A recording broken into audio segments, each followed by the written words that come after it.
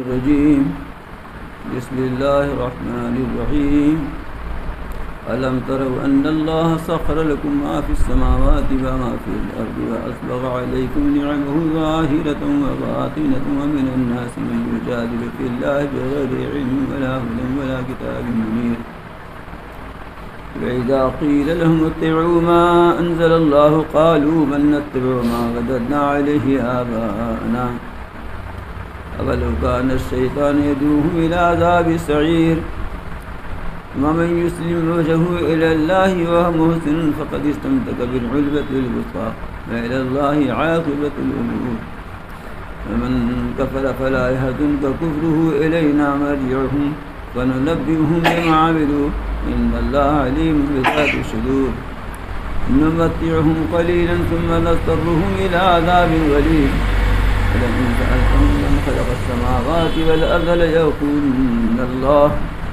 قل الحمد لله بل أكثرهم لا يعلمون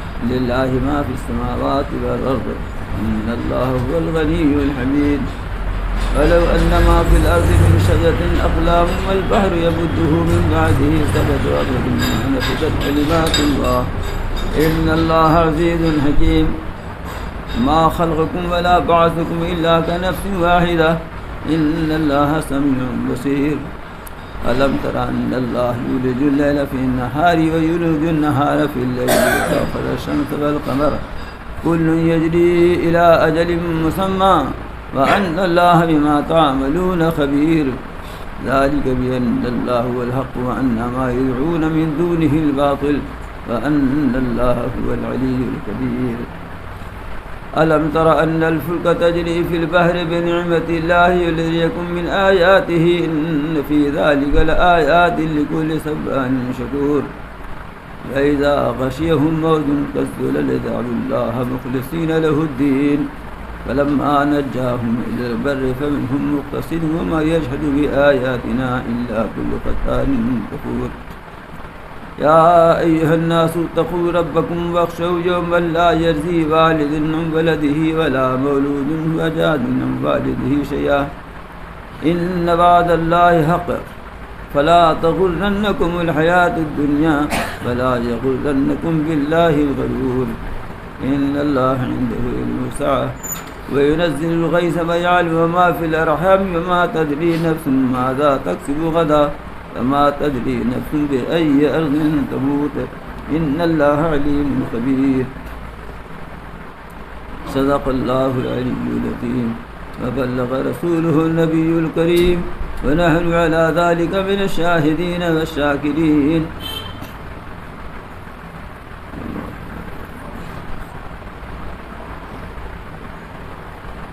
یہ سورہ لقمان کی آیات ہیں. شروع میں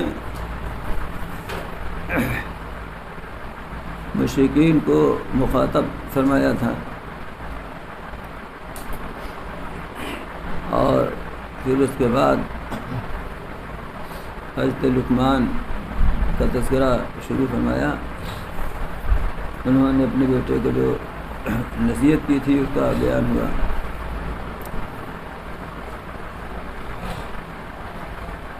کیونکہ عربوں میں یہ بہت عقل مند مشہور تھے. یہ بتانا بھی مقصود تھا کہ جن کو تم عقل مند سمجھتے ہو دیکھو وہ خود شرک سے بیدار ہیں اور میرے بیٹے کو کیسی نصیحتیں کر رہے ہیں.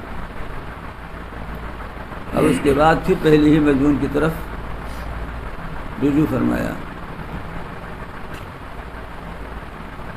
اور توحید کے دلائل بیان فرما رہے ہیں تاکہ انسان کی آنکھ کھلے. فرماتے ہیں الم تروا ان اللہ سخر لکم ما فی السماوات و ما فی الارض. تم لوگوں نے دیکھا نہیں کہ اللہ تعالیٰ نے تمہارے لیے تمہارے فائدے کے لیے کام میں لگا رکھا ہے ان سب چیزوں کو جو آسمانوں میں ہیں جو زمین میں ہیں. زمین آسمان اور کائنات کی چیزوں کو اللہ تعالیٰ نے تمہارے کام میں لگا رکھا ہے. یہ اصل میں صحیح لفظ ہے سخرا جو آیا ہوا ہے. اس کے معنی ہے، اصل میں اس کے معنی ہے تمہارے قابو میں دے دینا، تمہارے کنٹرول میں دے دینا۔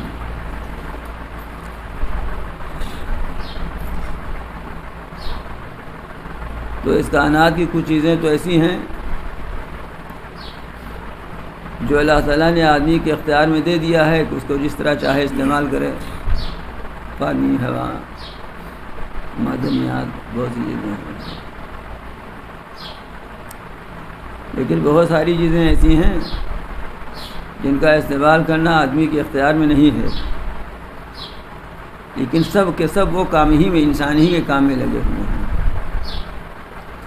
اس لیے سخرہ کا ترجمہ اس طرح کیا جاتا ہے کہ تمہارے کام میں لگا دیا، وہ چاہے تم اپنے اختیار سے اس کو کام میں لاؤ اپنے، یا تمہارے اختیار کے بغیر تمہارے کام میں آ رہے ہیں،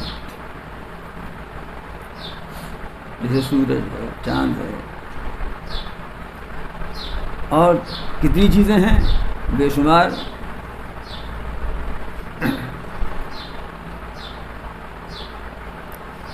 سب انسان کے لیے، انسان کے مفاد میں کام کر رہے ہیں۔ یہ سورج نہ نکلے تو بہت سارے جو اثرات خراب ہوں گے لیکن پیداوار پر اثر پڑ جائے گا، اور چاند کی روشنی مدھیم پڑ جائے، اپنے نظام سے چاند نہ نکلے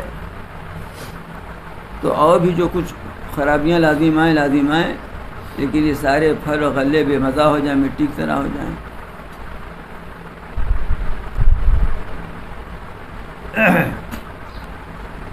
بارش نہ ہو تو آپ جانتے ہیں کون سی آفت آ جائے۔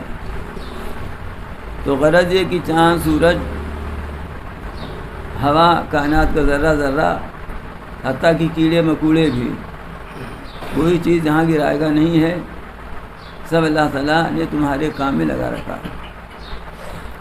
شیخ سعدی فرماتے ہیں، اب رو بادو بہو خوشی تو فلک در کارن، تاتو نانے بکفاری بغفلت نفری۔ بادل، ہوا، چاند، آسمان، سورج، سب کام میں لگے ہوئے ہیں، تاکہ تم ایک روٹی جب حاصل کرو تو غفلت کے ساتھ نہ کھاؤ اس کو، یہ سوچ کے کھاؤ کہ ایک روٹی میں اللہ تعالیٰ نے کتنی مخلوقات کو اس میں استعمال فرمایا ہے، لگایا ہے، تب ایک روٹی ہم کو حاصل ہو رہی ہے۔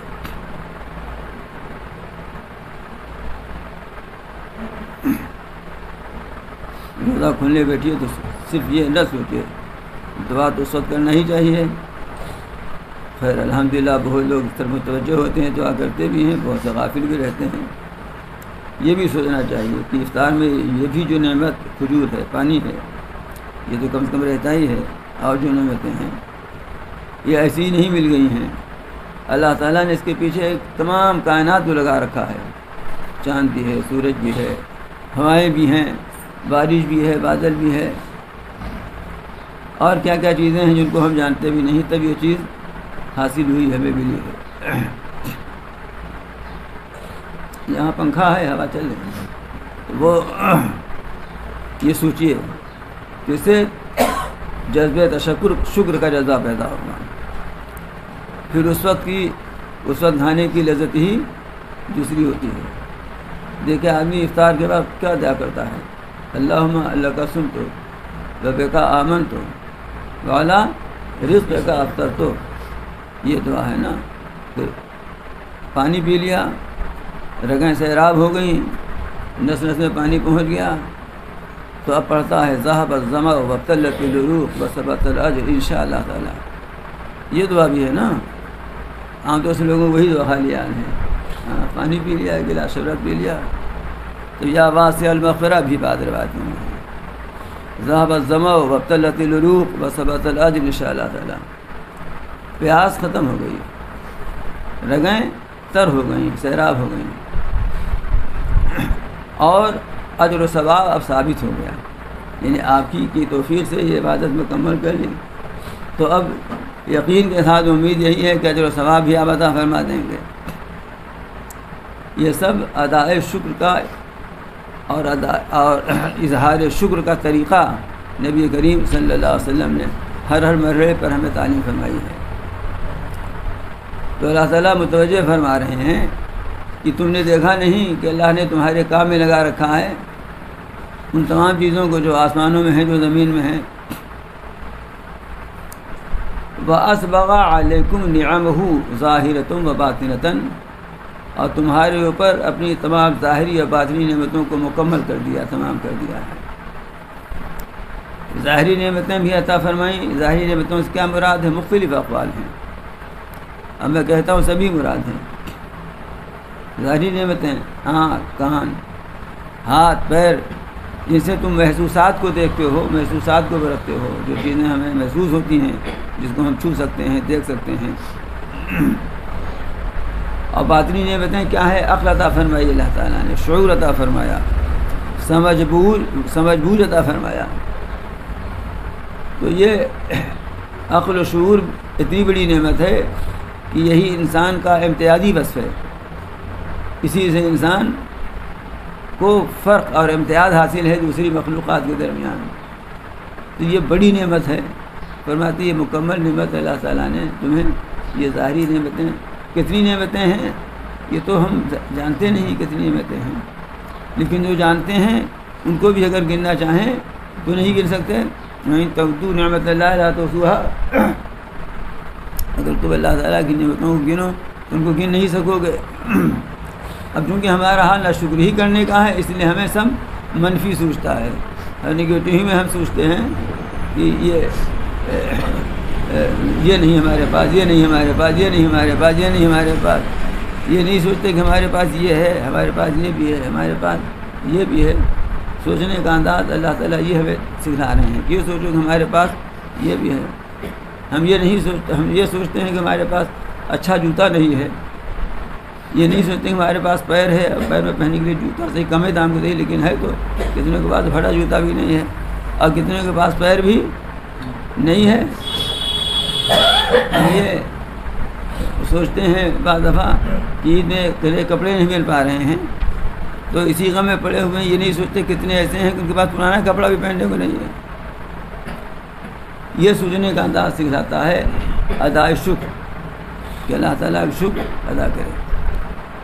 تو اللہ نے عقل و شعور اسی لیے دیا ہے تاکہ آدمی اس طرح سوچے اور اس طرح تدبر اور غور و فکر کرے.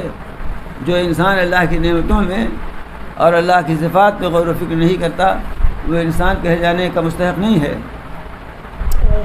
اللہ تعالیٰ کی صفات میں، اللہ کی ذات میں تو غور کرنا منع ہے، اس لیے کہ ہماری پہنچ اور رسائی سے باہر ہے. لیکن اللہ تعالیٰ کی صفات میں اللہ قادر مطلق ہے، اللہ تعالیٰ رزاق ہیں وغیرہ وغیرہ، جو رحیم ہیں، غفور ہیں. پھر اللہ کی نعمتوں میں جس نے غور فکر نہیں کیا اس میں اور گدھے میں کیا فرق ہے؟ گدھا بھی کھا کے اپنا ڈکارتا ہے اور یہ انسان بھی کھا کے ڈکارے، بس قصہ ختم ہے. پھر دونوں میں کوئی فرق نہیں رہ گیا. اس لیے انسان کو اللہ تعالیٰ تو بتا رہے ہیں، اس کو یاد دلا رہے ہیں کہ تم کو اپنی ظاہری نعمتوں سے بھی نوازا اور باطنی نعمتوں سے بھی نوازا. لیکن اس کے باوجود اے انسان تمہارا یہ حال ہے کہ وَمِنَ النَّاسِ مَن يُجَادِلُ فِي اللَّهِ بِغَيْرِ عِلْمٍ وَلَا هُدًى وَلَا كِتَابٍ مُنِيرٍ. بعض انسان ایسے ہیں کہ جو اللہ تعالیٰ کے بارے میں جھگڑا کرتے ہیں بغیر کسی علم کے، بغیر کسی رہنمائی کے، بغیر کسی روشن کتاب کے. نہ کوئی ان کے پاس دلیل عقلی ہے، علم ہے کہ عقل سے گفتگو کر رہے ہوں، نہ ان کے پاس کوئی رہنمائی ہے کہ کسی پیغمبر کی رہنمائی اور اس کی بتائی ہوئی کوئی بات ہو اس سے اللہ تعالیٰ کے بارے میں جھگڑا کر رہے ہوں. اور کوئی روشن کتاب ان کے پاس ہے لیکن پھر بھی اللہ تعالیٰ کے بارے میں حجت اور جھگڑا کیے چلے جا رہے ہیں. اللہ کی نعمتوں پہ غور نہیں کرتے. چنانچہ یہی وجہ ہے کہ جب ان سے کہا جاتا ہے کہ اتبعوا ما انزل اللہ، اللہ نے جو نازل کیا ہے اس کی پیروی کرو، اس پر چلو، تو قالوا بل نتبع ما وجدنا علیہ آباءنا، یہ کہتے نہیں بلکہ ہم تو اس کی پیروی کریں گے جس پر ہم نے اپنے باپ دادوں کو پایا ہے، اس پر چلیں گے.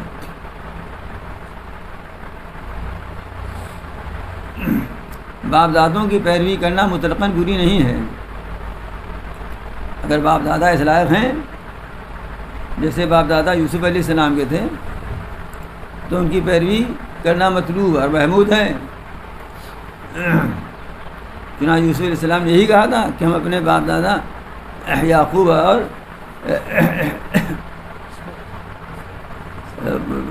اسحاق اور ابراہیم کی پیروی کرتے ہیں, اسی طریقے پہ چلتے ہیں. لیکن جس کے باپ دادا آدر کی طرح ہوں تو اس کا کیا حال ہوگا؟ فرماتے ہیں کہ اولوکانہ شیطان و یدعوہم الی عذاب السعیر, یہ اپنے باپ دادا کی پیروی اس وقت بھی کریں گے جب شیطان ان کو بھڑکتی ہوئی آگ کے عذاب کی طرف بلا رہا ہو. ان کے باپ دادا ایسے تھے کہ شیطان نے ان کو بھڑکتی ہوئی آگ کے عذاب کی طرف دعوت دی, ادھر وہ چلے گئے, تبھی ان کی پیروی کرو گے. دنیا کے معاملے میں ہی آدمی سب باپ دادا کی پیروی نہیں کرتے ہیں. اس لیے کتنے ایسے تھے, کتنے کا بات تو اکثر دیکھیے کہ ایک پیڑھی اوپر چلے جائیے تو سب کے باپ دادا کرتے پیجامہ پہنتے تھے, اور آج سب لوور سے نیچے باتیں نہیں کرتے, پیجامہ جنبے نہیں کرتے. کہا ہے لوور ہی جانتے ہیں بیچارے. اور لوور کا حال یہ ہے, جانتے ہیں لوور کا حال؟ میں بتاؤں آپ کو لوور کا حال. لوور کا حال یہ ہے کہ اس میں میانیے نہیں ہوتی, اور جانتے ہیں اس کا نتیجہ کیا ہے؟ اس کا نتیجہ یہ ہے کہ اگر لوور پہن کے نماز بھی پڑھتے ہیں تو نماز نہیں ہوتی ہے. کیوں؟ اس لیے کہ سطر کھل جاتا ہے,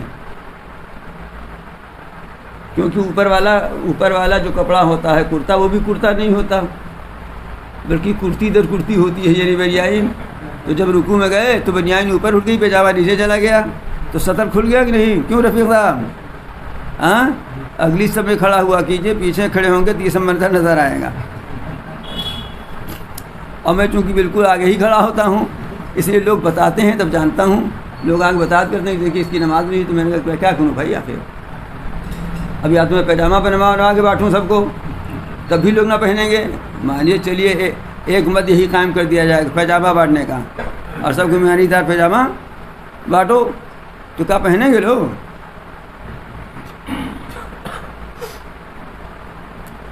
تو باپ دادا تو تہمت پہنتے تھے نا, لنگی پہنتے تھے. اب یہ شرٹ اور پینٹ پہننے لگے تو وہاں نہیں باپ دادا کے طریقے پہ چلتے. جب دین کا معاملہ آ جاتا ہے کہتے ہیں ہمارے باپ دادا یہ کرتے تھے اور یہ کرتے تھے اور یہ کرتے تھے. اس میں اس طرف نہیں ہیں. کتنے لوگ ایسے ہیں, عورتیں بھی مرد بھی, لڑکے بھی لڑکیاں بھی, کہ ان کے باپ دادا عالم تھے, مفتی تھے, بڑے شیخ تھے, لیکن وہ باپ دادا کے طریقے پر یہ مسلمانوں کا حال بیان کیا جا رہا ہے سامنے. ہاں وہ اب دوسری ٹکر پر چل گئے, ان کو تو نمازوں سے مطلب نہیں ہے, اس حد تک خرابی میں چلے گئے. یہاں پر اللہ تعالیٰ حال بیان فرما رہے ہیں مشرکین کا, لیکن ہم آپ کے سامنے عرض کر رہے ہیں کہ جو مشرکین کا حال اللہ تعالیٰ بیان کر رہے ہیں وہ انجانے میں ہمارا حال ہوتا چلا جا رہا ہے. جان انجان میں وہ ہمارا حال ہوتا چلا جا رہا ہے. تو ارشاد فرماتے ہیں ٹھیک ہے تم یہ کہتے ہو کہ ہم باپ دادا کے طریقے پر کی پیروی کریں گے جس پر ہم نے ان کو پایا ہے, تو تمہارے باپ دادا کو شیطان نے اگر بھڑکتی ہوئی آگ کے عذاب کی طرف دعوت دیا ہو, ادھر چلے گئے ہوں, تب بھی انہیں کی پیروی کرو گے تم. دنیا کے معاملے تو ایسا نہیں کرتے. ہاں, باپ دادا تو باجرے کی روٹی اور رائی بتھوے کا ساگ کھاتے تھے, اور ستو رمضان میں, گرمی کے رمضان میں ستو گھول کے پی لیتے تھے.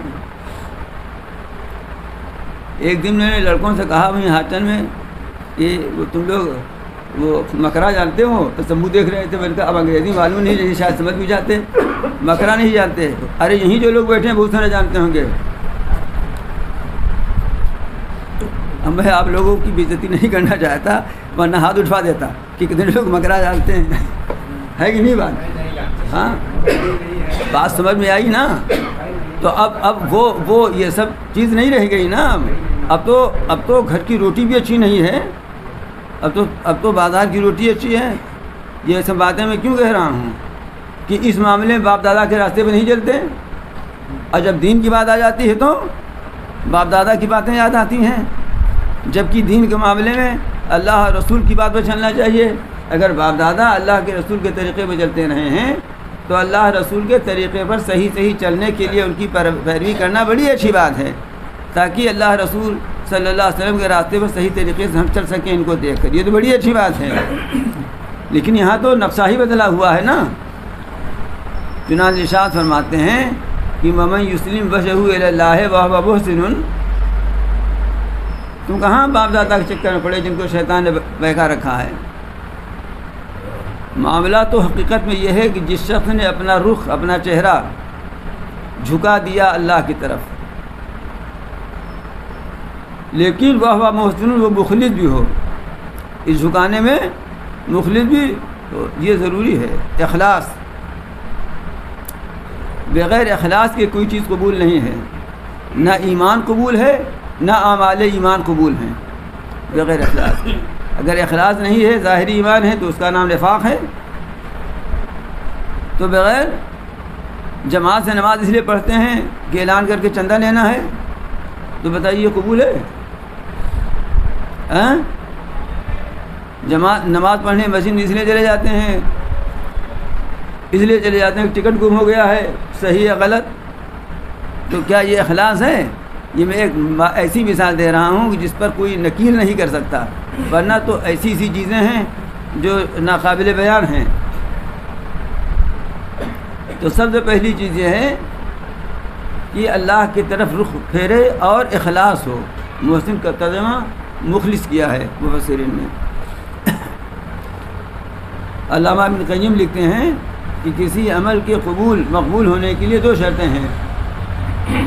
ایک شرط اخلاص ہے، یہ اللہ ہی کے لیے ہو، دوسری نیت نہ ہو، اور دوسری شرط شریعت کے مطابق ہو۔ اخلاص ہے، شریعت کے مطابق نہیں ہے تو بھی وہ مقبول نہیں ہے۔ اب آج کل تراویح خوب چل رہی ہیں۔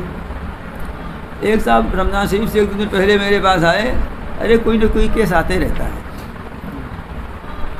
کہنے لگے کہ یہ بتائیے کہ یہ جو حافظوں کو تراویح سناتے ہیں، پیسہ دیا جاتا ہے چندہ کر کے، یہ جائز ہے پیسہ دینا؟ نہیں کو میں نے کہا نہیں۔ بہت خوشی ہو جا رہے، جو نہیں دیتا وہی مسئلہ پوچھتا ہے، میں مسئلہ غلط تو بتا نہیں دوں گا۔ میں نے کہا لیکن یہ بھی نہیں جائز ہے کہ حافظ کو بھوکا مار ڈالو۔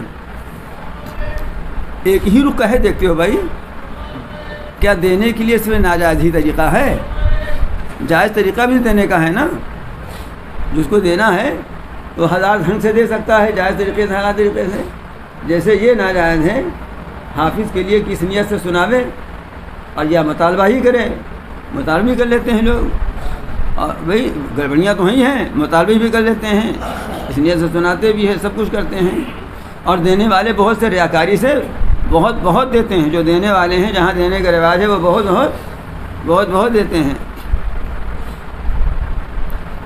لیکن اسی طریقے سے دیں گے، ناجائز طریقے سے۔ یہ دینا جائز طریقے سے بھی ہو سکتا ہے، تو اگر جائز طریقے سے ان کی ضرورتیں پوری ہوتی رہتی تو شاید یہ خرابی دوسری طرف بھی نہ پیدا ہوتی اتنی۔ میں یہی کہتا کہ 100% ٹھیکے ہو جاتے ہیں، لیکن بہرحال اتنی خرابی تو نہ رہتی۔ تو دونوں طرف دیکھنا چاہیے، صرف تصویر کا ایک رخ دیکھنا، صرف تصویر کا ایک رخ دیکھنا صحیح نہیں ہے۔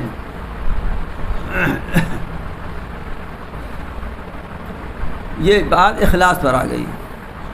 حافظ تو اس کو تو اخلاص ہی کے ساتھ قرآن مجید سنانا چاہیے۔ اللہ تعالیٰ نے ہمیں حفظ کی دولت اور نعمت سے نوازا ہے، تو ہم اخلاص کے ساتھ اللہ کے لیے سنا رہے ہیں۔ رضا تو اللہ تعالیٰ ہے، کہیں نہ کہیں سنانا ہے۔ کیا اسی لاک ڈاؤن میں بہت سے حفاظ مسجد میں نہیں سنا پائے تو گھر پہ اپنے سنایا، اپنے گھر ہی میں بیوی بچوں کو کھڑا کر لیا پیچھے اور سنایا۔ بہت سے یہ بھی نہیں کر پائے تو ابو حبیب نے، کسی نے تہجد، بہرحال کسی نے پڑھا، جن کو پڑھنا تھا اللہ کے واسطے، وہاں تو نہیں ملا نا کچھ ویسا۔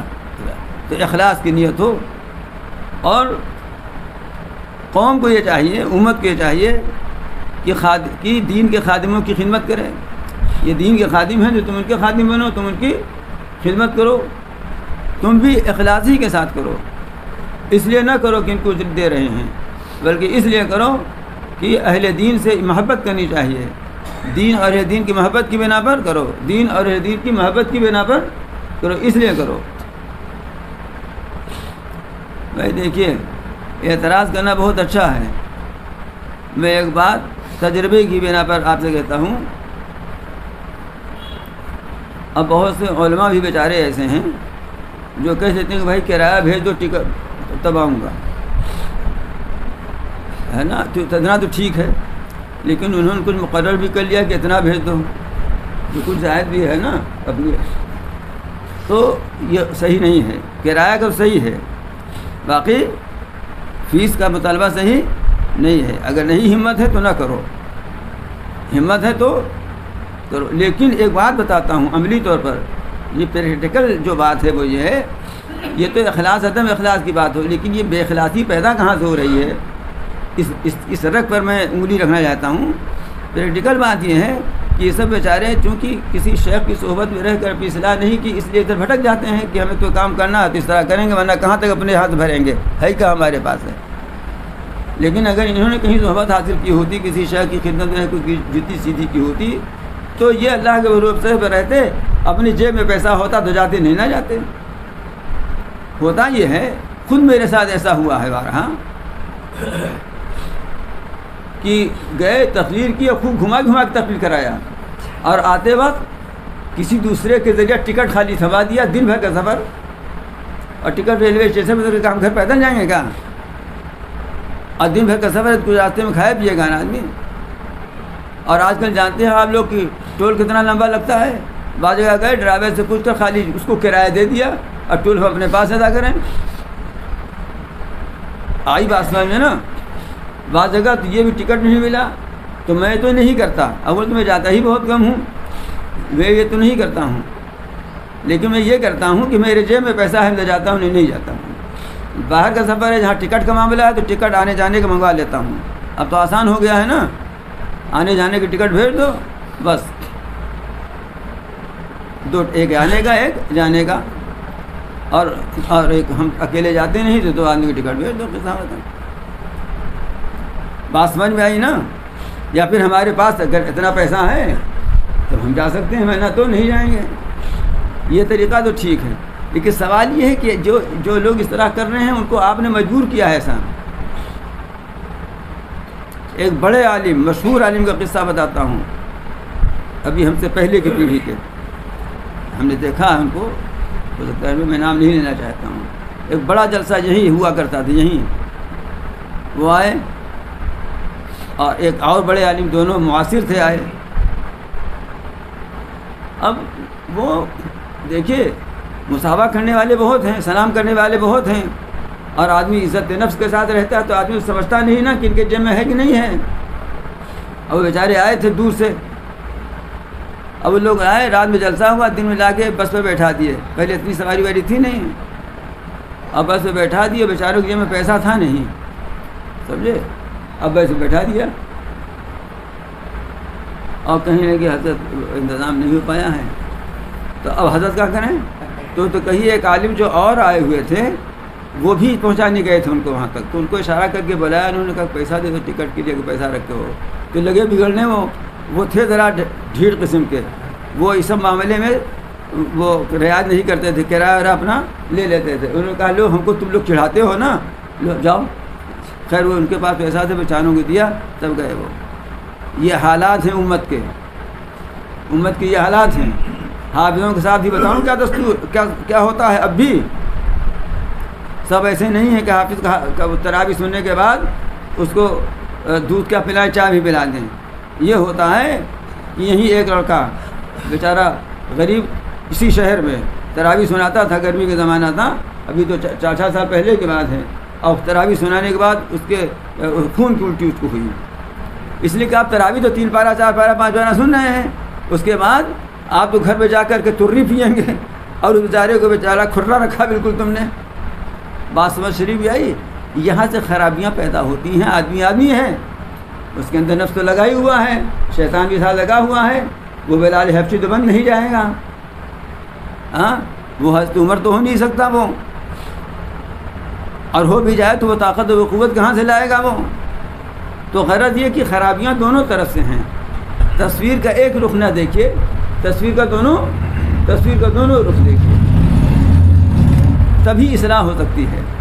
خیر یہ سب باتیں آ گئیں اخلاص پر. اب میں سنانا نہیں چاہیے. ایک دفعہ تو میں بہت پھنسا تھا. ہاں میں اتنا پھنسا لیکن نہ سناؤں جانے دیجیے. اسی لیے سب باتیں بتا رہا ہوں. ہاں بہت پھنسا ایک دفعہ میں, اس لیے میں نے اب طے کر لیا ہے. دور کا سفر ہے, کرایہ بھیجو, 100 150 200 کلومیٹر ہے, گاڑی کرو, ہے نا. راستے کے خرچہ کے لیے میرے پاس جیب میں پیسہ ہے تو جاؤں گا, اور نہیں تو نہیں جاؤں گا. بات سمجھ میں آئی نا. یہ میں اس لیے عرض کر رہا ہوں کہ یہاں علماء مفتی حضرات بھی ہیں, وہ بھی سن لیں جان لیں. کام کرنے کا طریقہ اصل میں یہی ہے, اسی سے کچھ فائدہ ہو سکتا ہے. ہم کیوں کہیں کہ تم نے وہ دو کیا نذرانہ, یہ کیوں کہیں بھائی؟ ہم رزق اللہ تعالیٰ سے مانگیں گے نا. ہاں بطور مہمان کو تم بلا رہے ہو تو کرایہ کا حق ہے ہمارا, وہ ہم مانگ سکتے ہیں. وہ ناجائز بھی نہیں ہے, وہ حق بھی ہے. کرایہ جب باراتی مانگ لیتے ہیں تو کیا ہے, اتنا چل ہی جائے گا نا. کیوں پھر اتنا نہ چلے گا. وَمَن يُسْلِمْ وَجْهَهُ إِلَى اللَّهِ وَهُوَ مُحْسِنٌ, اور جس شخص نے اپنا رخ جھکا دیا اللہ کے سامنے اور وہ مخلص ہے. صرف نیت باندھ کر چہرہ جھکانا نا کافی نہیں ہے, اخلاص ہے, اللہ ہی کے واسطے ہے یہ. فَقَدْ اسْتَمْسَكَ بِالْعُرْوَةِ الْوُثْقَىٰ, تو اس نے مضبوطی کے ساتھ تھام لیا ہے مضبوط کنڈے کو. کنڈا دستہ نہیں ہوتا, ہینڈل ایک لٹکا ہوا ہے اس میں, اور اب گرا چاہتا ہے, لیکن رسیاں کمزور بھی ہیں اور مضبوط بھی ہیں. اس نے مضبوط والی رسی کنڈا پکڑ رکھا ہے, اب مضبوطی کے ساتھ پکڑ رکھا ہے, وہ نہیں گر سکتا. تو اللہ تعالیٰ کے کنڈے سے بڑھ کر کس کا کنڈا ہوگا؟ وہ تو مخلص ہے نا, اللہ ہی کے لیے کام کر رہا ہے. اس نے اللہ پر توکل کر رکھا ہے, اللہ پر بھروسہ اس نے کر رکھا ہے, اس کو مضبوطی کے ساتھ تھام رکھا ہے. لہذا اس کے ہلاک ہونے کا کوئی خطرہ نہیں, اس کے برباد ہونے کا کوئی خطرہ نہیں, اس کے ضائع ہونے کا کوئی خطرہ نہیں ہے. وَإِلَى اللَّهِ عَاقِبَةُ الْأُمُورِ, اور تمام کاموں کا انجام تو اللہ ہی کی طرف لوٹ کر جانا ہے. جو اچھا ہوگا وہ بھی اللہ ہی کے پاس پہنچے گا, جو برا ہوگا وہ بھی اللہ ہی کے پاس پہنچے گا. جو جیسا ہوگا ویسا اللہ تعالیٰ اس کو بدلہ عطا فرمائیں گے. وَمَن كَفَرَ فَلَا يَحْزُنكَ كُفْرُهُ, اور جو شخص کفر ہی کر رہا ہے تو اے پیغمبر صلی اللہ علیہ وسلم آپ کو اس کا کفر غم میں نہ ڈالے. حضور اکرم صلی اللہ علیہ وسلم کو یہ تکلیف نہیں ہوتی تھی کہ ہم کو ستا رہے ہیں, تکلیف یہ ہوتی تھی کہ آگ میں جا رہے ہیں. واہ کیا بات تھی.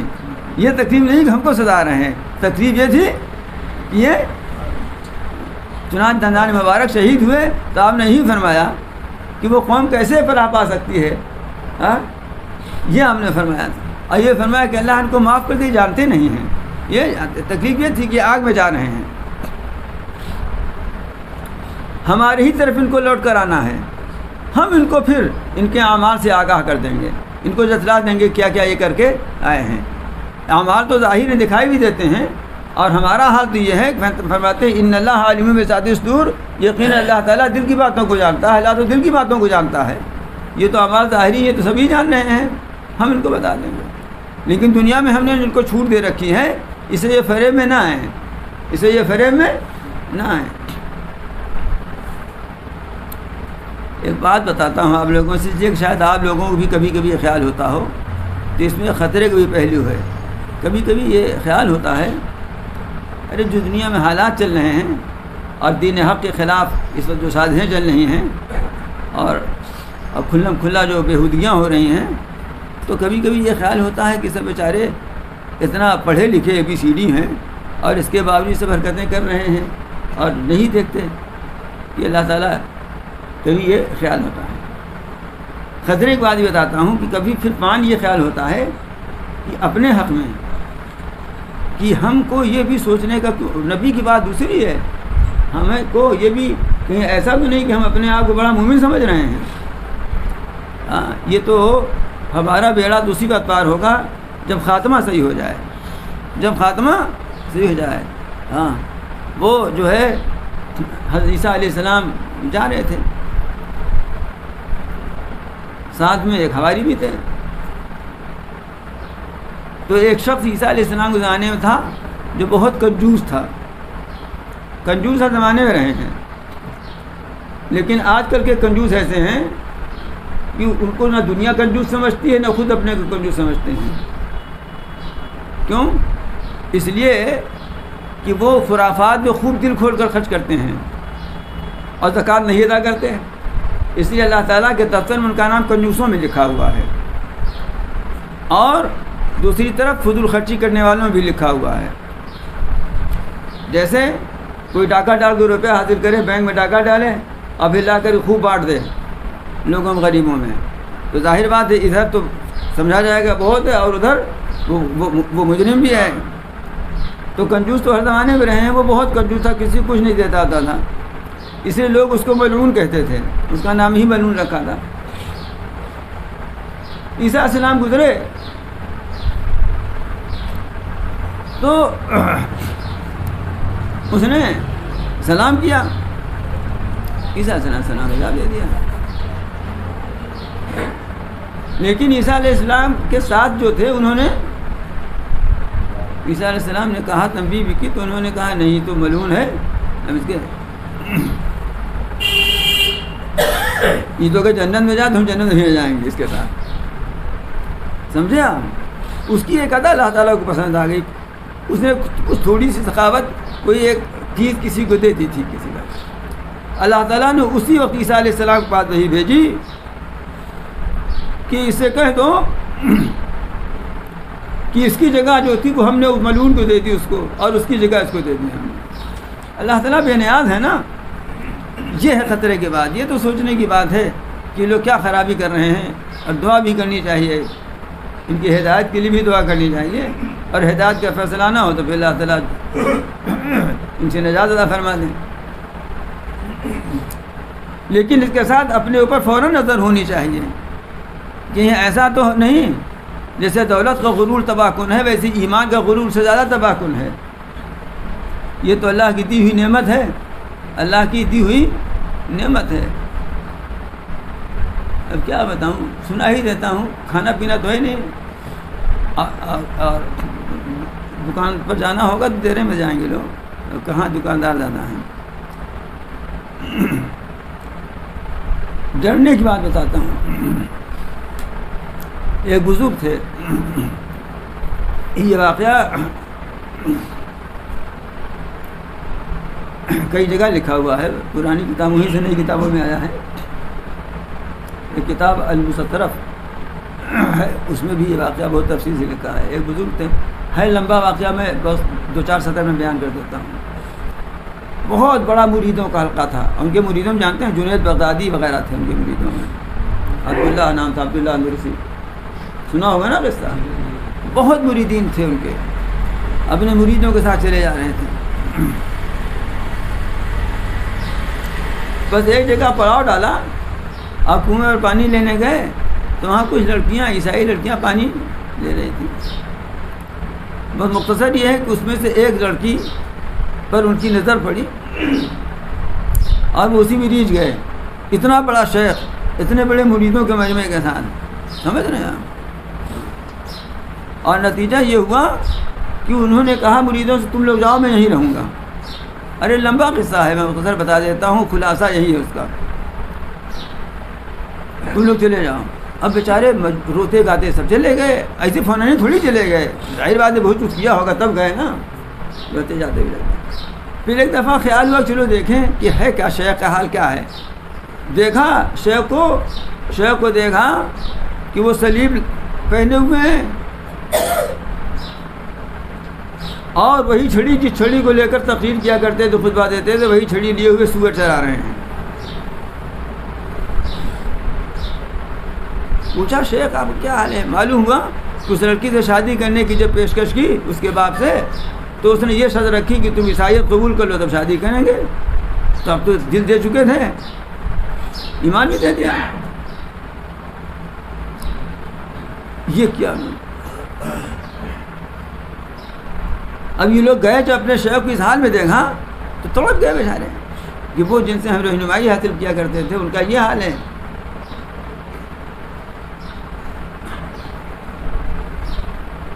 بس سبوں نے اللہ تعالیٰ سے خوب دعا کی ہاں اس لیے مریدوں کو کم نہیں سمجھنا چاہیے، شاگردوں کو کم نہیں سمجھنا چاہیے۔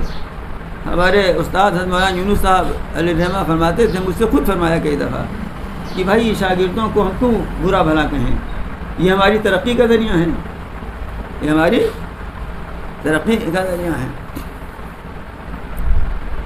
سب بہت روئے گائے اللہ تعالیٰ کے سامنے کہ اللہ انہی کے ذریعہ تو ہم کو ہدایت ملی، آج ان کا کیا حال ہو گیا ہے۔ بس اللہ تعالیٰ نے ان کی دعا سنی، اللہ تعالیٰ نے ان کی دعا سنی۔ جو لوگ واپس آ رہے تھے کہ دیکھا شیخ چلے آ رہے ہیں اور نہا دھو کر کے، اور انہوں نے پھر توبہ کر لیا اور پھر بہت تفصیل بتائی، میں اس میں نہیں جانا چاہتا۔ پھر سنیے ہوا کیا۔ ایک تو یہ عبرت کی چیز کہ اتنا بڑا شیخ اس کو گمراہ ہونے میں دیر نہیں لگی، اتنا بڑا شیخ اس کو گمراہ ہونے میں دیر نہیں لگی۔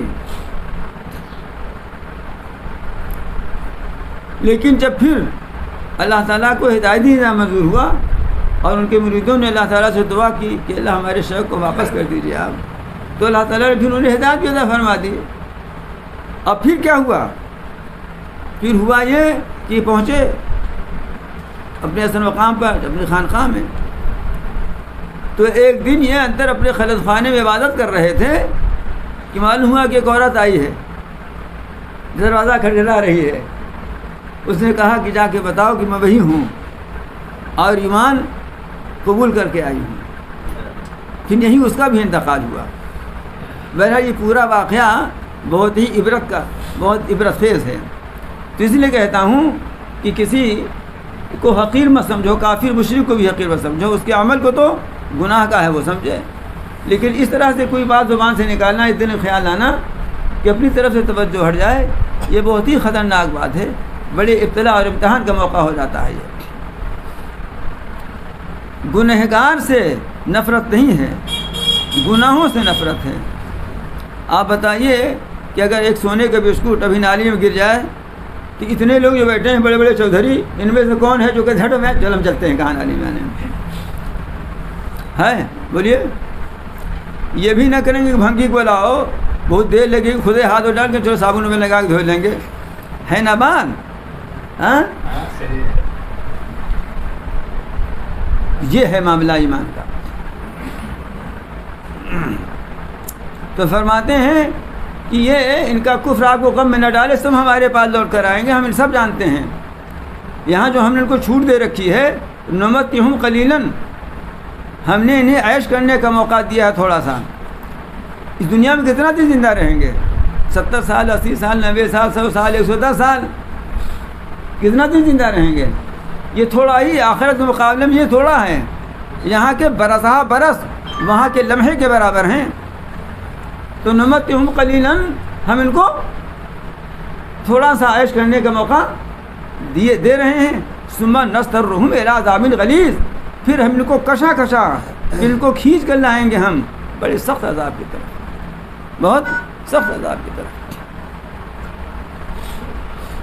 وَلَئِن سَأَلْتُهُم مَّنْ خَلَقَ السَّمَاوَاتِ وَالْأَرْضَ، ان مشرکین سے اگر آپ پوچھئے کہ آسمان و زمین کو کس نے پیدا کیا، لَيَقُولُنَّ اللَّهُ، تو ضرور یہ کہیں گے کہ اللہ نے پیدا کیا۔ اتنی بات تو وہ بھی مانتے تھے، یہاں بھی مانتے ہیں۔ قُلِ الْحَمْدُلِلَّهِ، آپ کو یہ الحمدللہ، اللہ کا شکر ہے، اتنا تو مان لیے نا، اتنا تو اقرار کر لیا۔ بل اکثرهم لا يعلمون، بلکہ ان میں سے اکثر جانتے نہیں ہیں، ان سے کچھ سمجھتے ہیں لیکن رسم و رواج میں اتنا پھنسے ہوئے ہیں، باپ دادا کے چکر میں ایسے پھنسے ہوئے ہیں کہ سمجھتے نہیں ہیں۔ اللہ ہی کی ملکیت ہے جو کچھ آسمانوں میں ہے، جو زمین میں ہے۔ ان اللہ هو الغنی الحمید، یقینا اللہ تعالیٰ بے نیاز ہے اور وہی تعریف کا مستحق، قابل تعریف ہے۔ اس لیے اللہ ہی کی ملکیت ہے تو اللہ جو چاہے کرے۔ ابھی چاہے تو یہ جبری طور پر یہ بھی مومن ہو جائیں گے، لیکن اللہ کی ذات بے نیاز ہے۔ اللہ تعالیٰ کی بے نیازی کا عالم تو عجیب غریب ہے۔ بتائیے، نبی کریم صلی اللہ علیہ وسلم کی عمر شریف 61 سال کچھ مہینے تھی انگریزی کے لحاظ سے، 63 سال تو چاند والی تھی نا۔ آج کے لوگ 65 سال میں ریٹائر ہو رہے ہیں، 60 میں ہو رہے ہیں، لیکن 65 والے ہیں، اور اس کے بعد کوشش کرتے ہیں کچھ ہم کو کیا مل جائے، مزید اور مل جائے۔ تو بعض دفعہ لوگوں کو مل بھی جاتی ہے. ابھی ایک صاحب مجھے ملے تھے ایک آدھ ہفتہ پہلے, اسی سال ریٹائر ہوئے ہیں. میں نے کہا ریٹائر ہو گئے, اب کہ ریٹائر ہو گیا, لیکن پھر بلا لیا.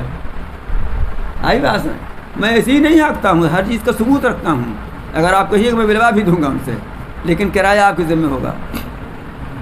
یہ پہلے بتا چکا ہوں, کرایہ کا مطالبہ کیا جا سکتا ہے نا. تو آپ کی حیات مبارکہ کل 61 سال انگریزی لحاظ سے کچھ مہینے تھی, اور یہی وہ دعوت اسلامی کے شباب کا دور تھا. وفود اور وفود چلے آ رہے تھے, اور فرامین پر فرامین جا رہے تھے اکناف عالم میں, اطراف جہاں میں, کہ عین اسی وقت اللہ تعالیٰ نے بلا لیا. عین اسی وقت اللہ تعالیٰ نے بلا لیا. کیا اسلام کی ترقی رک گئی؟ جو پودا آپ نے لگایا تھا وہ پودا پھولتا ہی پھلتا چلا گیا, آج تک پھلتا پھولتا چلا جا رہا ہے. اس کے بعد صدیق اکبر وہ تھے جنہوں نے سب سے زیادہ رسول اللہ صلی اللہ علیہ وسلم سے اخذ فیض کیا تھا, کہ اس امت کے سب سے بڑے صدیق وہی ہیں. ان کو بھی اللہ تعالیٰ نے زیادہ مہلت نہیں رکھا, 2 سوا 2 سال. لیکن کیا اسلام کا شجر پھیکا پڑ گیا؟ کیا اس میں اضمحلال پسماندگی آ گئی؟ وہ تو لہلاتا ہی چلا گیا. کوئی یہ نہ سمجھ لے کہ دین کا کام ہم نہ رہیں گے تو بند ہو جائے گا, ہماری زبان نہ رہے گی تو دین کا کام بند ہو جائے گا, ہم پیسہ نہ دیں گے تو دین کا کام رک جائے گا. بعض لوگ غصہ میں آ کر چندہ دینا بند کر دیتے ہیں. انہوں مولوی سے غصہ ہوئے, مدرسہ والے بند کر دیں گے چندہ, تو سوچتے ہیں کہ جان کرے. لیکن اگر اللہ تعالیٰ کے لیے کوئی کر رہا ہے, ایک جگہ سے کوئی بند کرتا ہے, اللہ تعالیٰ للہ خزائن السماوات والارض, آسمان و زمین کی خزانے اللہ کی ملکیت ہیں. اللہ تعالیٰ دوسری جگہ سے دیتا ہے, اسے زیادہ دے دیتا ہے. دوسری جگہ سے اللہ تعالیٰ اسے زیادہ دے دیتا ہے. تو یہ سوچ کر تو ایسی حرکت کرنی نہیں چاہیے. اللہ تعالیٰ غنی ہے, بے نیاز ہے, کسی کا محتاج نہیں ہے, اس کے خزانے میں سب کچھ ہے. الحمید, کسی کی تعریف تک کا محتاج نہیں ہے. وہ اس کی بے نیازی کی شان یہ ہے کہ کسی کی تعریف تک کا محتاج نہیں ہے. وہ خود قابل تعریف ہے. یہ بہت اچھا گلاب کا پھول ہے نا, مہک بھی رہا ہے, بہت عمدہ ہے بھی, دیکھنے میں بہت عمدہ لگ رہا ہے. اب آپ کہیے کہ نہیں بہت خراب والا ہے, بہت خراب, کہا کیجیے آپ اپنا منہ خراب کیجیے, وہ تو اپنی جگہ ہے نا. وہ تو اللہ تعالیٰ کی مخلوقات میں جب ایسی ہیں تو خود اس کی ذات کا کیا کہنا ہے. اللہ تعالیٰ ایسا قابل تعریف ہے, ایسی خوبیاں اور ایسے کمالات اور ایسے خصائص اس کے اندر ہیں کہ ولو انما فی الارض من شجرۃ الاقلام والبحر یمدہ من بعدہ سبعۃ ابحر ما نفدت کلمات اللہ. زمین میں جتنے پیڑ ہیں سب کے قلم بنا ڈالو, تو قلم تو اتنا موٹا موٹا ہوتا نہیں, تو ایک ہی پیڑ میں کئی ہزار قلم بن جائے گا.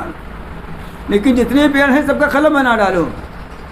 اور سمندر, یہ سمندر نہیں بلکہ 7 سمندر اور ملا دو اس میں, ان کی سیاہی بنا ڈالو, اور پھر اللہ تعالیٰ کے فضائل و کمالات لکھو, اللہ تعالیٰ کی خوبیاں لکھو, تو ما نفدت کلمات اللہ, اللہ کے کلمات ختم نہیں ہوں گے.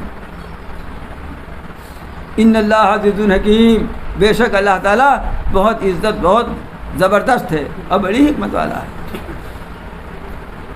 تم اس خیال میں مست ہو کہ ہم مر جائیں گے تو اتنا سب مرے ہوئے, پہلے ہم مر رہے ہیں بعد میں مریں گے, اللہ میں کیسے سب کو زندہ کر دیں گے. ما خلقکم ولا بعثکم الا کنفس واحدہ, تم سب کا پیدا کرنا اور تم سب کو دوبارہ زندہ کرنا اللہ کے لیے ایسی ہے جیسے ایک جان کا زندہ کرنا. اب وہ بھی ایک جان تو ہمارے سمجھانے کے لیے کہہ دیا, ورنہ ان کے لیے تو کیا, وہاں تو کن کا معاملہ ہے. ان اللہ سمیع بصیر, بے شک اللہ تعالیٰ سب کچھ سنتے ہیں اور سب کچھ دیکھتے ہیں. اور نہ سمجھ میں آ رہی بات تو دیکھو ہم تمہیں سمجھاتے ہیں, تم اس 24 گھنٹے کے دورانیے میں غور کر لو تو تمہیں نظر آئے گا. کیا الم تری ان اللہ یولج اللیل فی النہار ویولج النہار فی اللیل, کیا تم نے دیکھا نہیں کہ اللہ تعالیٰ رات کو دن میں داخل کر دیتا ہے, رات کو دن میں داخل کر دیتا ہے. یہاں اگر کاش تنگ ہو جائے تو بٹن نہیں ہم لوگ داخل کر پاتے, اور اللہ تعالیٰ رات کو اس کے اجزاء کو دن میں داخل کر رہا ہے اور دن کو رات میں داخل کر دیتا ہے. یہ تو تم روزانہ دیکھتے ہو نا, پھر تم کیوں اس پر متعجب ہوتے ہو کہ اللہ ہمیں کیسے سب کو زندہ کر دیں گے؟ اور اس نے سورج کو اور چاند کو کام میں لگا رکھا ہے. کلی یجری الی اجل مسمى, یہ سب چل رہے ہیں ایک مقررہ وقت تک کے لیے. مقررہ وقت تک سے مراد قیامت بھی ہو سکتی ہے کہ قیامت تک اسی طرح اسی نظام کے مطابق چلتے رہیں گے, اور یہ بھی ہو سکتا ہے کہ روزانہ کا ان کا جو دورانیہ ہے, سورج کا دورانیہ دو طرح کا ہے. ایک چکر اس کا 24 گھنٹے میں پورا ہوتا ہے اور دوسرا چکر اس کا 1 سال میں پورا ہوتا ہے, جس سے یہ شمسی کیلنڈر بنتا ہے. اور چاند کا دورانیہ مہینے بھر کا ہوتا ہے, 29 دن کا یا 30 دن کا, بلکہ 28 دن کا یا 29 دن کا ہوتا ہے کہ 29ویں دن یا 30ویں دن نکلتا ہے وہ. تو یہ سب کے سب ایک مقررہ وقت تک چل رہے ہیں. یعنی یہ دنیا والا دورانیہ مان لو, اور چاہے وہ قیامت تک اسی نظام کے مطابق چلتے رہیں. وَأَنَّ اللَّهَ بِمَا تَعْمَلُونَ خَبِيرٌ, اور یہ کہ اللہ تعالیٰ جو کچھ تم کر رہے ہو سب سے باخبر ہے, اس سے کوئی چیز چھپی نہیں ہے. کسی سے پوچھنا نہیں پڑے گا کہ تمہارے جرم کو کسی سے پوچھے گا, سب سے وہ باخبر ہے. ذَلِكَ بِأَنَّ اللَّهَ هُوَ الْحَقُّ, یہ سب اس لیے کہ اللہ تعالیٰ ہی حق ہے, یعنی اسی کی ہستی کامل اور مکمل ہے. اور یہ کہ اس کو چھوڑ کر تو تم جن کو بلا رہے ہو, پکار رہے ہو, جن کی عبادت کر رہے ہو, وہ سب باطل ہیں. اللہ ہی کی ہستی کامل ہے, وہی برحق ہے, اور ان کے اللہ کے علاوہ جن کی تم پوجا کرتے ہو یہ سب کے سب باطل ہیں. وَأَنَّ اللَّهَ هُوَ الْعَلِيُّ الْكَبِيرُ, اور یہ کہ اللہ تعالیٰ برتر و بارہ اور بہت بڑا ہے. کیا تم نے دیکھا نہیں کہ کشتی چلتی ہے سمندر میں اللہ کے فضل سے, اور اس میں بیٹھ کر تم تجارت کے لیے سفر کرتے ہو, اپنے کاموں کے لیے سفر کرتے ہو, تاکہ وہ تم کو, یعنی اللہ تعالیٰ تم کو اپنی نشانیوں میں سے کچھ نشانیاں دکھلا دے. یہ پانی, اس میں ایک چھوٹا سا ڈھیلا ڈالو, پانی کی تہ میں چلا جاتا ہے, لیکن اتنی بڑی کشتی, اور اس کشتی پر اتنا بوجھ بھی لاتے ہوئے ہو تم, اور اس کشتی میں یہ کشتی اس پانی کے اوپر رینگ رہی ہے, چل رہی ہے. ان فی ذلک لآیات لکل صبار شکور, بے شک اس میں ضرور نشانیاں ہیں ہر صبر کرنے والے, شکر کرنے والے کے لیے. کشتی میں سفر کرنا, اس میں صبر کی بھی ضرورت ہے اور شکر کی بھی ضرورت ہے, اس لیے یہاں پر صبار اور شکور کی صفت بیان فرمایا. کشتی چل رہی ہے, بعد مخالف چلنے لگی, مخالف ہوا چلنے لگی, طوفان سے ضابطہ پڑ گیا. آج کل اس طرح کی کشتیاں تو نہیں ہیں, لیکن یہ جہاز بھی تو ٹوٹتے پھوٹتے ہیں, اور خوب ٹوٹتے پھوٹتے ہیں. ابھی ٹوٹا پھوٹا تھا, کتنا بڑا نقصان ہوا. تو یہ مواقع وہ ہوتے ہیں جہاں کشتی میں بیٹھنے والوں کو صبر کرنے کی ضرورت پڑتی ہے, اور پھر عافیت کے ساتھ ساحل پہ پہنچ گئے تو یہ موقع شکر کا ہوتا ہے. اور یہی مشرکین جو میرے ساتھ شرک کیا کرتے ہیں, جب یہ سمندر میں سفر کرتے ہوتے ہیں, وَإِذَا غَشِيَهُم مَوْجٌ كَالظُّلَلِ, اور جب ان کو ڈھانپ لیتی ہے موج سمندر کی صاحبانوں کی طرح, تو دعوا اللہ مخلصین لہ الدین, تب وہ سب اللہ کے لیے اعتقاد خالص کر کے اللہ ہی کو پکارنے لگتے ہیں. تب بتوں کو بھول جاتے ہیں, اس وقت اللہ ہی کو یاد کرتے ہیں. جیسے میں نے کہا تھا نا, انکہی والا قصہ سنایا تھا آپ لوگوں کو. فَلَمَّا نَجَّاهُمْ إِلَى الْبَرِّ فَمِنْهُمْ مُقْتَصِدٌ, پر جب ہم اللہ تعالیٰ ان کو نجات دے کر خشکی تک پہنچا دیتا ہے, تو ان میں سے بات و اعتدال پر رہتے ہیں کہ جو اللہ سے وہاں وعدہ کیا تھا کہ اللہ نجات عطا کر دے تو ہم شکر گزار ہوں گے, تو اس پر قائم رہتے ہیں توحید پر. لیکن ان میں بھی زیادہ تر ایسے ہو جاتے ہیں کہ پھر اپنی پرانی روش پہ چلنے لگتے ہیں. وَمَا يَهْدُ بِآيَاتِنَا إِلَّا كُلُّ خَطَّاعٍ كَفُورٍ, اور ہماری آیتوں کا انکار نہیں کرتا مگر وہی جو تغاباز ہے, ناشکرا ہے. اس لیے اب سب انسانوں کو خطاب فرماتے ہیں کہ یا ایھا الناس اتقوا ربکم واخشوا یوما لا یجزی والد عن ولدہ, اے لوگو ڈرو اپنے پروردگار سے, یعنی ڈر کر کے اس کے حکم کی تعمیل کرو, اور ڈرو اس دن سے جس دن باپ اپنے بیٹے کے کام نہیں آئے گا. ولا مولود هو جاز عن والدہ شیئا, اور نہ بچہ نہ بیٹا اپنے باپ کے کچھ کام آنے والا ہے. یوم یفی المرء من اخیہ و امہ و ابیہ و صاحبتہ و بنیہ. جس دن بھاگے گا آدمی بھائی سے، بیٹے سے، بیوی سے، باپ سے. لکل امرئ منہم یومئذ شأن یغنیہ. ہر آدمی کا اس وقت ایسا حال ہوگا کہ اسی میں وہ دوسروں سے بے فکر بے نیاز رہے گا، اسی میں مبتلا رہے گا، جس کو کہتے ہیں کہ نفسی نفسی کا عالم ہوگا. ان وعد اللہ حق. اللہ تعالیٰ جو بتا رہے ہیں کہ نہ باپ لڑکے کے کام آئے گا اور نہ بیٹا باپ کے کام آئے گا، تو یہ اللہ کا وعدہ برحق ہے. اس کو تم ہنسی مذاق کھیل تماشا مت سمجھنا، یہ وعدہ الہی برحق ہے. فلا تغرنکم الحیات الدنیا. لہذا تم کو دنیوی زندگی دھوکے میں نہ ڈالے. ولا یغرنکم باللہ الغرور. اور نہ تم کو اللہ کے ساتھ دھوکے میں ڈالے بڑا دھوکہ دینے والا، یعنی شیطان. شیطان دھوکے میں ڈالتا ہے. کیا؟ ارے بھائی ابھی جوانی کھیلنے کا کودنے کا موقع ہے، کھیل کود لو. جب عمر ہو جائے گی توبہ کر لیں گے، جب عمر ہو جائے گی تو توبہ کر لیں گے. یہ اور دھوکے میں ڈالتا ہے. کیا؟ ارے بھائی اللہ میاں بہت غفور الرحیم بھی تو ہے نا، اللہ معاف کر دے گا.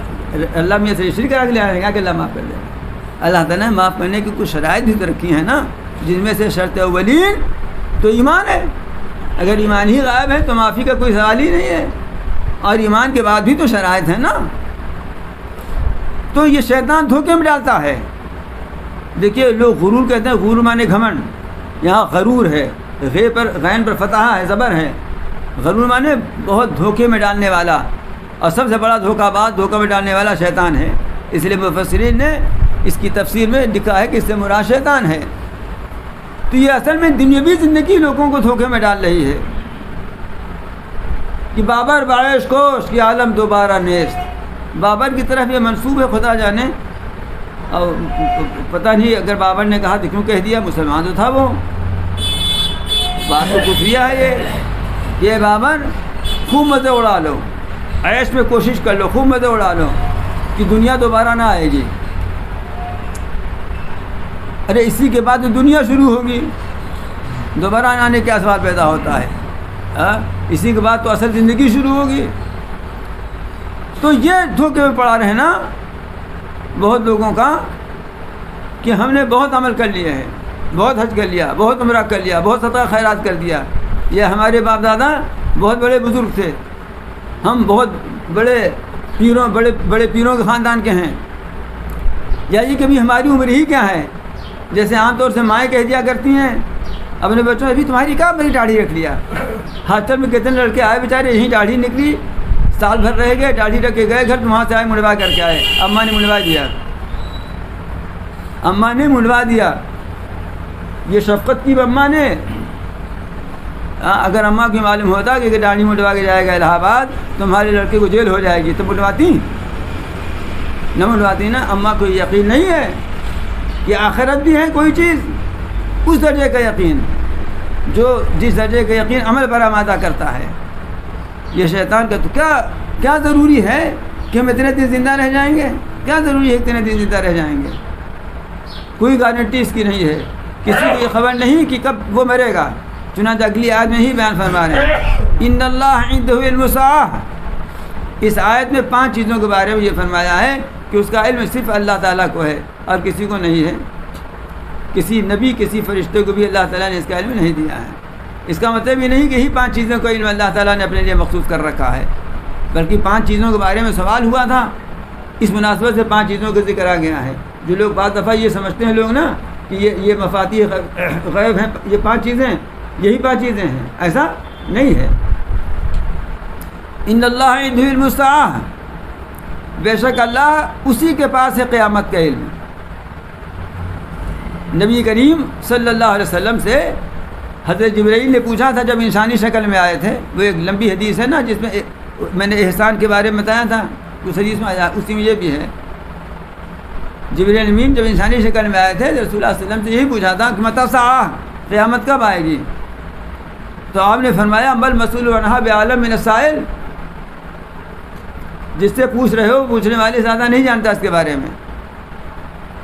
تو انہوں نے پوچھا تھا کہ قیامت کی علامتیں بتا دیجئے کیا ہے، تو آپ نے قیامت کی علامتیں کچھ بتلائی ہیں، ان میں سے بہت سی علامتیں ظاہر ہو چکی ہیں اور بہت سی اس وقت ہم ہیں، اس وقت ظاہر ہو رہی ہیں۔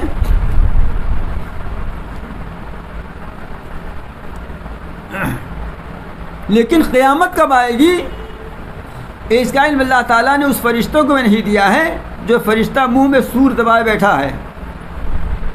اگر اس کو علم ہوتا تبھی سے سور دبائے کہیں بیٹھا رہتا بیچارہ، اس وقت بھی سور منہ میں دبائے بیٹھا ہے فرشتہ، اس کا علم اللہ تعالیٰ نے اس کو بھی نہیں دیا کہ سور پھونکنے کا حکم تم کو کب ہوگا، دبائے رہو جب ہم کہیں گے پھونک دینا۔ بات سمجھ میں آئی؟ حق تعالیٰ نے جگہ قرآن مجید میں فرمایا ہے یہ تو میری رحمت اور شفقت تھی، میں نے بتا دیا قیامت آئے گی، ورنہ ہم یہ بھی نہ بتاتے تم کو اور حساب کتاب لے لیتے، نہ بتاتے امتحان ہوگا، لیکن اچانک اطلاع چلو امتحان دینا ہے، امتحان دینا ہے، یہ تو ہمارا کرم ہے کہ بتا دیا کہ امتحان دینا ہے۔ ان اللہ عنده علم الساعہ، بے شک اللہ اسی کے پاس ہے قیامت کا علم۔ ایک چیز وَيُنَزِّلُ الْغَيْثَ، وہی اتارتا ہے بارش، بارش کب ہوگی، کہاں ہوگی، کتنی ہوگی، کیسی ہوگی، چنانچہ محکمہ موسمیات والے اعلان کرتے رہتے ہیں، لیکن کبھی کبھی ان کا اعلان غلط ثابت ہوتا ہے، وہ بھی یقینی طور پر کچھ نہیں کہتے، وہ بھی یہ کہتے ہیں کہ یہ گمان یہ کیا جاتا ہے۔ وَيَعْلَمُ مَا فِي الْأَرْحَامِ، تیسری چیز کو وہی جانتا ہے کہ پیٹ میں کیا ہے، ماں کے پیٹ میں کیا ہے۔ اب آپ کہیں گے الٹرا ساؤنڈ سے ہم لوگ بھی جان جاتے ہیں، لیکن یہ بھی 100% صحیح نہیں ہے کہ الٹرا ساؤنڈ کی رپورٹیں بہت دفعہ غلط نکل جاتی ہیں۔ ارے پیٹ میں کیا ہے یہ الٹرا ساؤنڈ کیا بتائے گا؟ بیماری کی رپورٹیں غلط نکل جاتی ہیں، تو جگہ کراؤ تو بیماری بتا دیتا ہے۔ لیکن اگر یہ مان لیا جائے کہ الٹرا ساؤنڈ کی رپورٹ صحیح ہے تو صرف زیادہ سے زیادہ وہ یہی بتا سکتا ہے کہ بچے کی جنس کیا ہے، یعنی یہ لڑکا ہے یا لڑکی ہے۔ یہ تو نہیں بتا سکتا کہ یہ لڑکا پیدا ہونے کے بعد زندہ بھی رہے گا یا نہیں زندہ رہے گا، یہ لڑکا پیدا ہونے کے بعد ذہین ہوگا کہ احمق ہوگا، یہ لڑکا پیدا ہونے کے بعد غریب ہوگا کہ مالدار ہوگا، عالم ہوگا کہ جاہل ہوگا، صحت مند ہوگا کہ بیمار رہے گا، کیا فطرت اس کی ہوگی، کیا ذہانت اس کی ہوگی، کیسا شعور ادراک اس کا ہوگا۔ الٹرا ساؤنڈ تو نہیں بتا سکتا نا، اللہ تعالیٰ سب جانتے ہیں، اللہ تعالیٰ سب جانتے ہیں۔ یعلم ما فی الارحام، جو کچھ ارحام میں اللہ تعالیٰ سب جانتے ہیں۔ وما تدری نفس ماذا تکسب غدا، اور کوئی جان یہ نہیں جانتی کہ کل وہ کیا کرے گی۔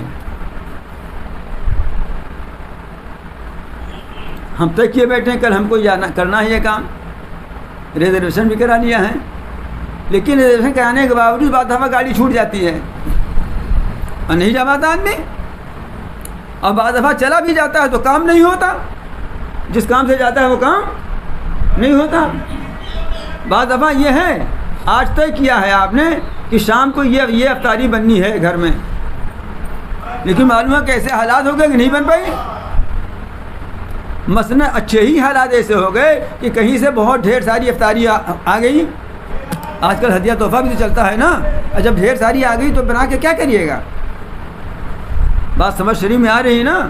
یہ سب اس لیے کہتا ہوں کہ دوست احباب کے ہاں افطاری وغیرہ بھیجتے رہنا چاہیے، صرف یہی نہیں، غریبوں کے ہاں، محتاجوں کے ہاں، حاجت مندوں کے ہاں تو بھیجنا ہی چاہیے، لیکن آپس میں بھی ایک دوسرے کے ہاں بھیجنے کا رواج جیسے پہلے تھا اب بھی اس کو قائم رکھنا چاہیے۔ یہ اسلام کی تعلیم ہے، نبی کریم صلی اللہ علیہ وسلم کی حدیث ہے، تحادو تحابو، آپس میں ہدیہ کا لین دین کیا کرو، اس سے محبت بڑھے گی۔ یہ مت تو کوئی غیر صاحب ان کے ہاں مار تربوزہ بھرا پڑا ہے کا بھیجیں، نہیں تو آپ خربوزہ بھیج دیجیے۔ دیکھیں میں نام ہی بتا دیتا ہوں عریف بھائی، تاکہ آپ لوگوں کے دماغ کو زیادہ زور نہ پڑے کیا بھیجا جائے۔ ہاں ارے ان کے ہاں تو ماربو حفظہ ہوگا تو آپ گلوکوز بھیج دیجیے۔ دیکھیے کیسا کیسا میں ٹاک ٹاک کے لاتا ہوں تاکہ آپ کو دماغ کو زیادہ زور نہ پڑے۔ اور سب باتیں بغیر فیس کے سلمان صاحب بتاتا ہوں، میں کوئی فیس اس کی نہیں لیتا نا۔ آپس میں یہ مت دیکھو غریبی کے یہاں، کیوں؟ اس لیے کی وجہ محبت ہے، یہ وجہ ہے۔ تو میں یہ عرض کر رہا تھا کہ ہم نے تو یہ سوچا تھا، اچھا معلوم ہوا پک بھی گیا، بن بھی گئی وہ چیز ہمارے ہاں، لیکن پیٹے خراب ہو گیا، اب کھا ہی نہیں پا رہے، کھائیں تو نقصان ہو جائے۔ بات سمجھ شریف میں آ رہی ہے نا؟ تو وما تدری نفس ماذا تکسب غدا، کوئی جان نہیں جانتی کہ کل کو وہ کیا کرے گی۔ ہم نے تو سوچ رکھا ہے۔ حضرت علی رضی اللہ تعالیٰ عنہ فرماتے ہیں کہ عرفت ربی بفسخ العزائم، میں نے اپنے رب کو پہچانا اپنے ارادوں کے ٹوٹ جانے سے۔ میں نے یہ سوچا تھا نہیں ہو پایا وہ، اس سے میں نے پہچانا کہ میرا کوئی رب ہے، ورنہ میں نے سوچا تھا میں کر لیتا اس کو۔ وما، یہ 4 چیزیں ہو گئی نا، وما تدری نفس بأی ارض تموت، اور نہیں جانتی کوئی جان کہ کس سرزمین میں وہ مرے گی۔ علماء نے لکھا ہے کہ یہ نہیں کہا کہ نہیں جانتا کب مرے گا وہ، اس لیے یہ نہیں کہا کہ یہ تو سب جان رہے ہیں، یہ تو سب جان رہے ہیں کہ ہمیں پتہ نہیں کب موت آ جائے۔ لوگ کوما میں پڑے ہیں 8-8 10 سال سے مر ہی نہیں رہے ہیں، اب معلوم ہوا بائک سے چلا جا رہا تھا مر گیا۔ ہاں، تو یہ تو کوئی نہیں، اس پر تو سب کا ایمان ہے۔ لیکن ایک آدمی ہے، اس نے طے کر لیا ہے کہ ہمیں یہیں رہنا ہے، یہاں سے باہر نہیں، یہیں مرنا ہے ہمیں۔ ایسے حالات بعض دفعہ پیدا ہو جاتے ہیں کہ اس کو نکلنا پڑتا ہے، اور جہاں اس کی موت مقدر میں وہاں پہنچ کر مرتا ہے۔ یہ ہے وما تدری نفس بأی ارض تموت، اور کوئی جان نہیں جانتی کہ کس زمین میں اس کو موت آئے گی۔ یہ 5 چیزیں وہ ہیں۔ بعض علماء لکھتے ہیں کہ یہی مفاتیح الغیب ہیں جن کا ذکر اوپر آیا تھا، کہ غیب کی کنجیاں یہی ہیں۔ لیکن اس سے یہ سمجھنا کہ یہی 5 چیزیں ہیں جو غیب کی ہیں اور اللہ تعالیٰ یہی کسی کو نہیں بتایا ہے، یہ سمجھنا غلط ہے۔ کتنی باتیں ایسی ہیں جب ہمیں معلوم ہے نہیں ہم کیا کہہ سکتے ہیں۔ یہ 5 تو مخصوص اللہ تعالیٰ نے یہاں بتا دیا، اور غالباً اس لیے کہ انہیں 5 چیزوں کے بارے میں کسی نے سوال کیا تھا۔ بعض یہودیوں کے بارے میں آیا ہے کہ رسول اللہ صلی اللہ علیہ وسلم سے انہوں نے پوچھا کہ آپ کہتے ہیں کہ وما تؤتون من العلم الا قلیلا، تمہیں تھوڑا سا علم دیا گیا ہے، تو یہ آپ نے اپنے لوگوں کے بارے میں کہا، ہمارے بارے میں بھی ہے؟ تو آپ نے فرمایا نہیں، سب کے لیے ہے۔ تو انہوں نے کہا ہمیں تو توریت دی گئی ہے، اور توریت میں تفصیل و کل شیء، ہر چیز کا بیان ہے۔ تو آپ نے فرمایا وہی اللہ کے علم کے مقابلے میں تھوڑا ہے، اللہ کے علم کے مقابلے میں وہ بھی تھوڑا ہی ہے۔ تو یہ 5 چیزیں خصوصیت کے ساتھ اللہ تعالیٰ نے ذکر فرمانی۔ ان اللہ علیم الخبیر، بے شک اللہ تعالیٰ بڑے علم والے ہیں اور بڑی خبر رکھنے والے ہیں، بڑے باخبر ہیں۔ اب یہ سورہ لقمان یہاں پر ختم ہو گئی۔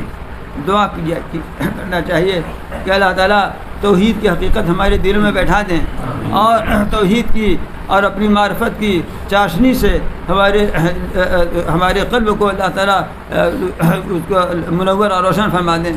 اور اس صورت میں جو نصائح اور وصائح حضرت لقمان کی معرفت سے اللہ تعالیٰ ذکر فرمائے ہیں، اللہ تعالیٰ ان سب پر عمل پیرا ہونے کی ہمیں توفیق عطا فرمائے۔